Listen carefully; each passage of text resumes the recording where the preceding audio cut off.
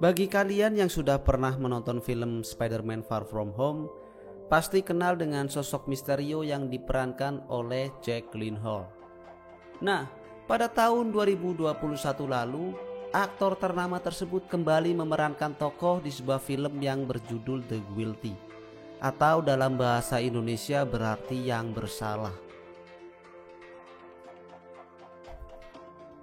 Film ini mengisahkan seorang petugas frontliner di pusat panggilan 911 bernama Joe Baylor. Di mana pada film tersebut, Joe menerima sebuah panggilan dari seorang wanita yang dicurigai sedang disekap dan diculik oleh seseorang yang misterius.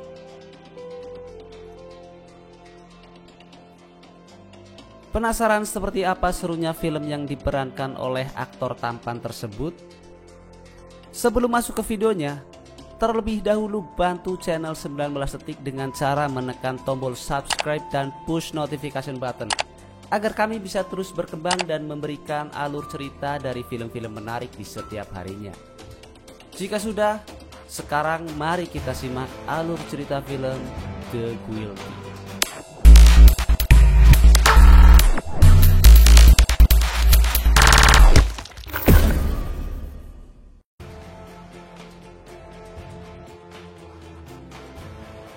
Kisah bermula ketika seorang petugas kepolisian Los Angeles bernama Joe Baylor harus menjalankan shift malamnya di pusat panggilan darurat 911.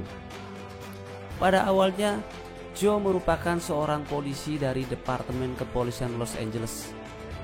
Namun, karena tersandung sebuah kasus, akhirnya Joe dipindah tugaskan menjadi operator panggilan darurat 911.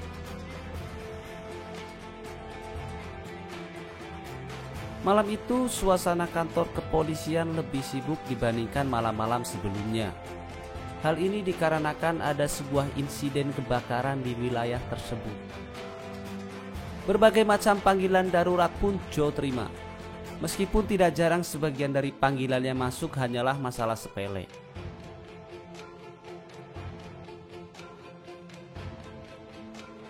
Suatu ketika, Joe mendapatkan panggilan darurat dari seorang wanita yang sedang menangis bernama Emily. Tokoh Emily sendiri diperankan oleh aktris cantik asal Amerika bernama Riley Keough. Pada awalnya, Joe hanya berpikir bahwa panggilan darurat tersebut sama remehnya seperti panggilan-panggilan yang ia terima sebelumnya.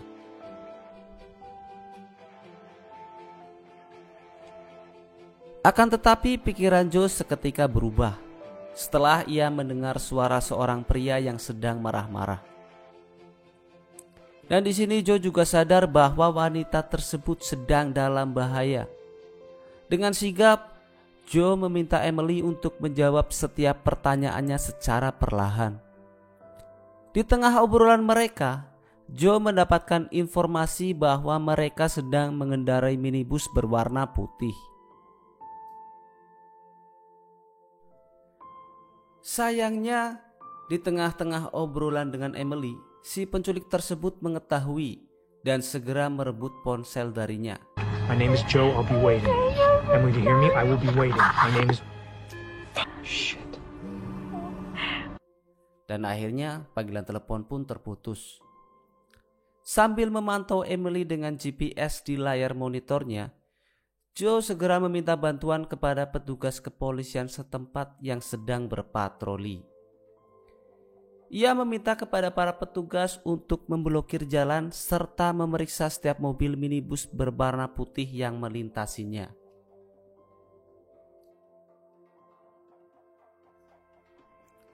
Namun, petugas polisi yang sedang bertugas menolak permintaan Joe dengan alasan mereka sedang sibuk menangani kebakaran dan mengevakuasi warga. Just fucking find a car and block the freeway. Petugas kepolisian hanya meminta Joe untuk melacak plat nomor polisi mobil si penculik tersebut.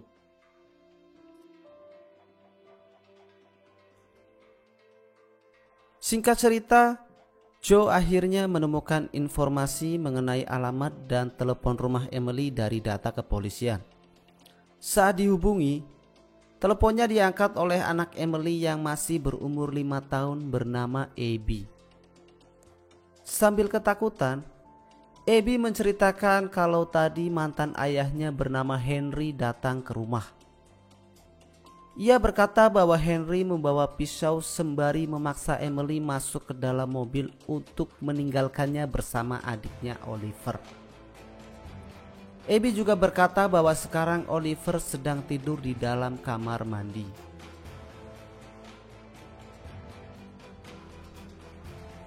Karena khawatir akan mengganggu customer lain, Joe akhirnya memutuskan untuk pindah ruangan. Di dalam ruangan tersebut, Joe mencoba menghubungi dan meminta bantuan kepada atasannya. Namun, atasannya justru malah memarahi Joe dan menyarankan untuk tidak mencampuri urusan orang lain. Atasannya juga berkata sebaiknya Joe memikirkan persidangan atas kasusnya yang akan dilakukan besok.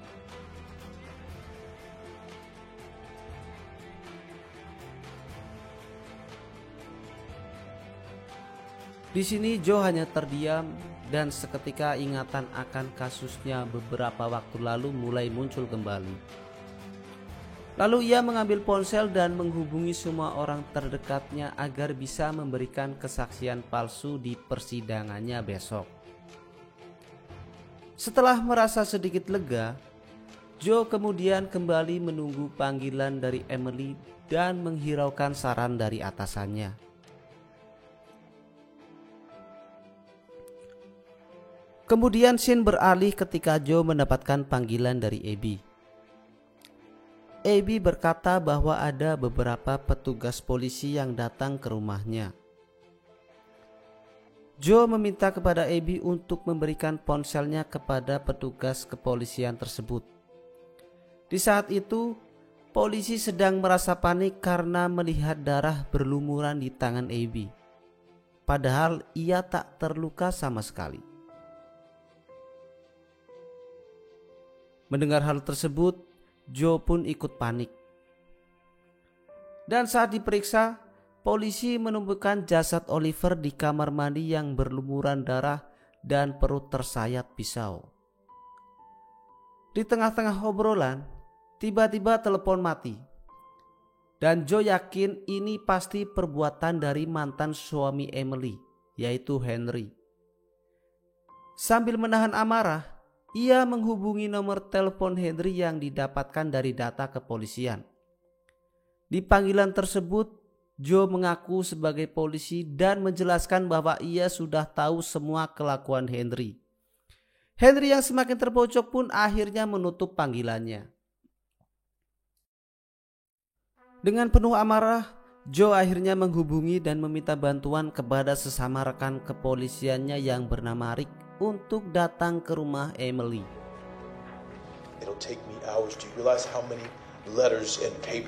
Saat Rick pergi, tiba-tiba Joe kembali mendapatkan panggilan dari Emily.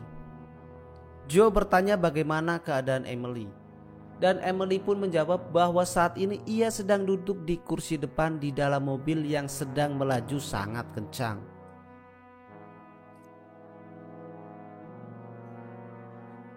Joe lalu bertanya kembali kepada Emily, apakah Henry saat ini sedang memakai sabuk pengaman atau tidak? Dan Emily pun menjawab tidak. Mendengar suara Henry yang mencoba merebut telepon dari Emily, Joe kemudian meminta Emily untuk mengencangkan sabuk pengamannya, lalu menyuruh Emily untuk menarik tuas rem mobil sekencang-kencangnya.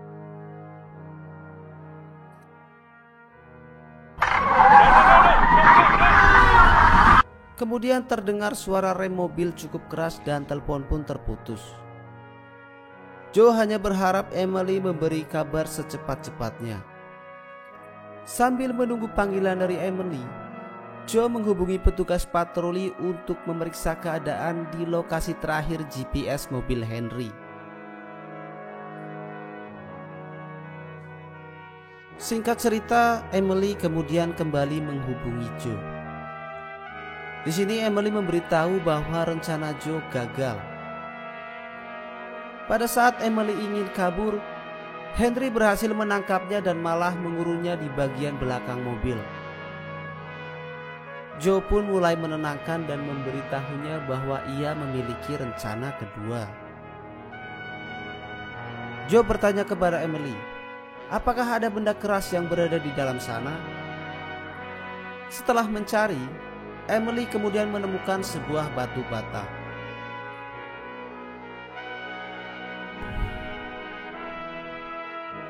Joe kemudian menyuruh Emily untuk bersiap-siap apabila mobil berhenti. Dan ketika Henry membuka pintu belakang, Emily diminta untuk memukul kepala Henry dengan batu bata tersebut. Setelah itu, Joe kembali meminta Emily untuk berlari sekencang-kencangnya. Perlahan, Emily pun mulai tenang dan berhenti menangis karena mendengar semua rencana Joe.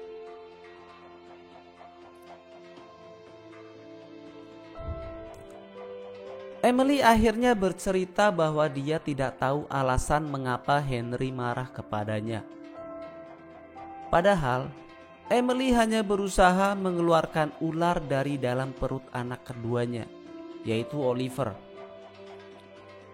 Joe sendiri mulai kebingungan dan meminta Emily untuk menceritakan semuanya sedetail mungkin.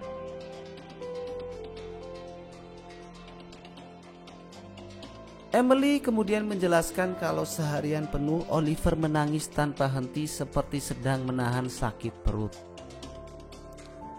Karena kasihan anaknya menahan kesakitan, Emily memutuskan untuk membelah perut Oliver menggunakan pisau. Dan seketika itu juga Oliver berhenti menangis. Betapa leganya Emily melihat anaknya bisa terbebas dari rasa sakit. Di tengah-tengah obrolannya, mendadak terdengar suara langkah kaki Henry yang berjalan ke belakang dan mulai membuka pintu belakang mobil. Sesuai rencana awal, ketika Henry membuka pintu mobil, Emily langsung memukul kepala Henry menggunakan batu bata, dan telepon pun kembali terputus.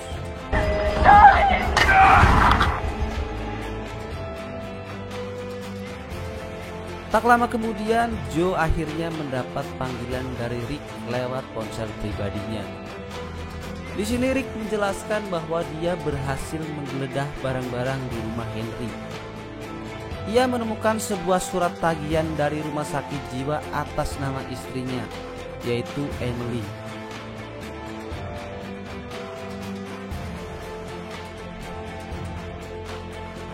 Badan Joe pun gemetar.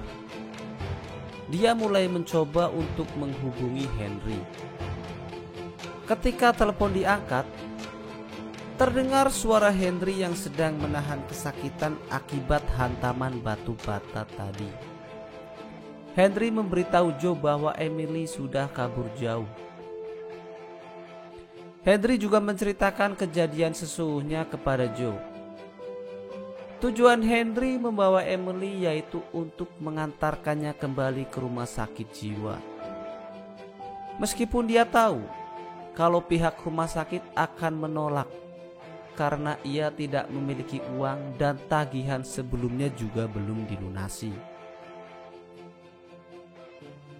Setelah telepon ditutup, Joe merasa bahwa semua ini adalah kesalahannya.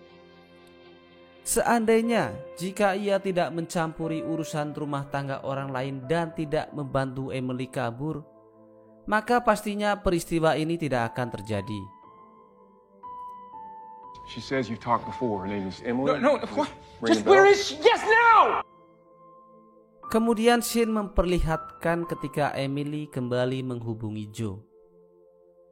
Emily memberitahu kalau ia saat ini sedang berada di atas flyover. Saat menjawab pertanyaan demi pertanyaan dari Joe, seketika Emily panik karena melihat banyak darah di tangannya. I have blood on my hands. Emily kembali teringat tentang apa yang ia perbuat pada anak kandungnya sendiri. Di sini Emily pun terus menangis dan menyesali perbuatannya, sambil berulang kali berkata kalau ia tak layak untuk hidup. Walaupun sudah ditenangkan oleh Joe, Emily masih saja menangis histeris. Emily mengatakan bahwa ia ingin melompat ke bawah flyover untuk menyusul Oliver ke surga. Hati Joe merasa perih dan berkata kepada Emily, apapun kesalahan yang Emily perbuat di masa lalu, maka ia masih pantas untuk hidup. Jika ada orang yang tak pantas hidup di dunia ini, maka orang itu adalah Joe sendiri. Joe tahu persis bagaimana perasaan Emily karena ia juga pernah membunuh orang. Sambil menangis, Joe menceritakan semua dosanya yang menyebabkan dia harus menjalani masa hukuman. Beberapa bulan lalu ketika Joe masih bertugas sebagai polisi lapangan, ia tidak sengaja menembak seorang pemuda di jalan hingga tewas. Joe juga bercerita bahwa besok ia akan menghadiri persidangan atas kasusnya tersebut. Joe menjelaskan kepada Emily bahwa dosa mereka berdua sama. Rasa penyesalan mereka berdua juga sama. Tapi Emily harus ingat, masih ada Abby dan Henry yang selalu memberi semangat di belakangnya. Semua ucapan Joe tersebut mulai membuat hati Emily tenang. Joe, Yes? I see the lights. Namun, ketika suara sirene dari mobil polisi terdengar, Emily kembali merasa panik. Kemudian ia berkata ingin tetap pergi untuk menyusul Oliver ke surga, dan telepon pun kembali terputus. Joe merasa sangat sedih. Ia berusaha berkali-kali menghubungi nomor Emily meskipun sudah tidak aktif lagi. Hingga pada akhirnya telepon Joe diangkat. Namun bukan Emily yang menjawab melainkan polisi. Di sini polisi memberitahu Joe bahwa mereka berhasil menyelamatkan Emily sebelum melompat. Mendengar kabar itu, Joe pun menangis bahagia. Selang beberapa menit, atasannya datang mengabari Joe bahwa anak kedua Emily yaitu Oliver telah berhasil diselamatkan dan saat ini sedang mendapatkan perawatan di rumah sakit. Joe hanya bisa terdiam lega lalu pergi ke kamar mandi.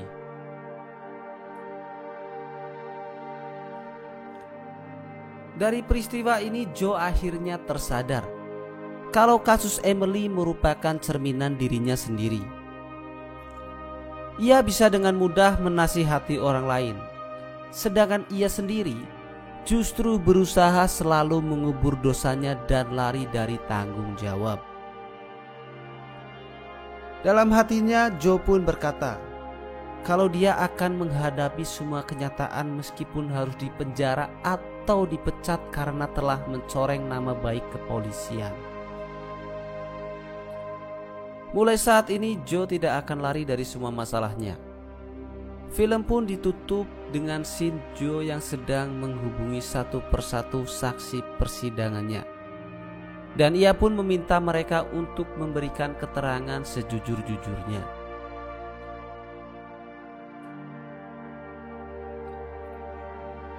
Dari film ini kita dapat merasakan dengan kuat betapa harapan dan keputusan datang silih berganti merasuki diri Joe. Perdebatan kalau dia orang baik atau bukan terus bergulir sepanjang film berlangsung. Namun, pada intinya kasus Emily yang Joe tangani akan membuatnya belajar banyak. Dan itu juga menjadi pelajaran soal mengakui perbuatan yang telah dilakukan. Kesimpulannya, suara yang paling harus dijawab pertama kali adalah suara nurani. Karena justru dengan menerima keadaan bahwa sebenarnya seseorang bersalah, maka seseorang tersebut telah membuktikan kalau ia adalah orang yang baik.